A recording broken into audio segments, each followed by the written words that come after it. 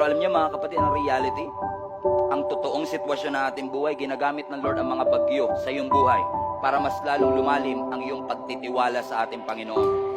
Ulitin ko lang, hindi gusto ng Diyos sa tayo mahirapan, pero minsan inaalaw ng Lord ang mga storm ng ating buhay para lumalim yung ating pagtitiwala sa Kanya. Because sometimes God will allow you to go through the fire to make you on fire. Hindi po pwede maging fireproof yung isang taong hindi dumaan sa apo. Kaya ang sabi ng scripture mga kapatid, nung ang mga disciples, pagkatapos nila ma-experience yung pagpapakain ng Lord sa 15,000 people, ang sabi ng Panginoong Yesus sa kanila, you go ahead, mauna na kayo. Go to the other side. Take note of that. Hindi nila gustong tumawid. Si Lord ang nagsabi sa kanilang tumawid. Sumusunod lang sila. Sino sa inyo nakaka-experience minsan, sumunod ka na nga, binagyo ka pa? Do you understand mga kapatid? Sumunod lang sila eh.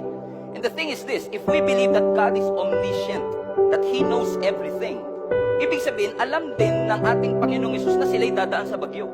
Alam ng Panginoon. And yet, inalaw ng Panginoon na padaanin pa rin sila sa bagyo.